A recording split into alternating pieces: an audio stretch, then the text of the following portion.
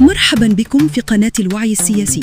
نرحب بكم متابعينا الكرام وندعوكم إلى مشاركة آرائكم وأفكاركم عبر التعليقات، فحواركم معنا جزء من صناعة هذا الوعي الجماعي.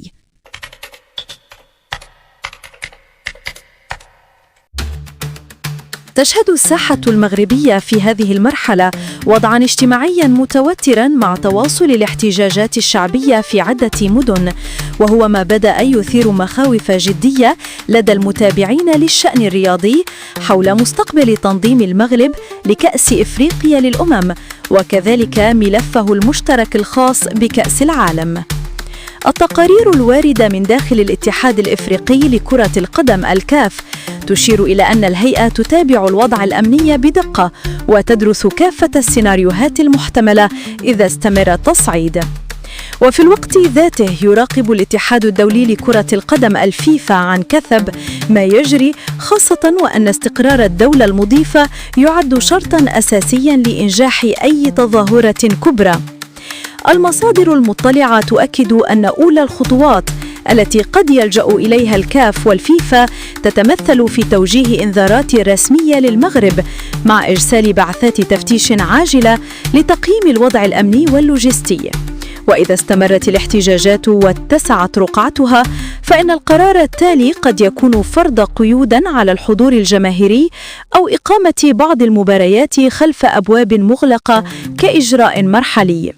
غير أن تفاقم الاضطرابات قد يفتح الباب أمام قرارات أكثر صرامة، أبرزها نقل بعض المباريات إلى دول مجاورة، أو في أسوأ السيناريوهات سحب حق الاستضافة بشكل كامل، وهو إجراء سبق أن اتخذه الكاف في حالات مماثلة حين اعتبر أن شروط الأمن والسلامة لم تعد متوفرة.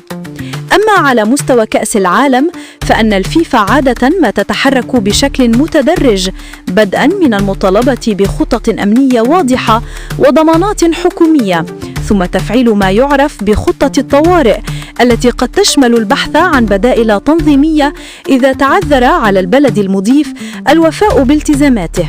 وفي حال استمرت الأوضاع في المغرب على وتيرتها الحالية أو ازدادت تعقيداً، فإن الهيئة الدولية قد تجد نفسها مضطرة إلى إعادة النظر في الملف المشترك الذي يضم المغرب، وهو ما سيشكل ضربة موجعة لطموحات المملكة في التواجد على خارطة تنظيم أكبر حدث كروي عالمي.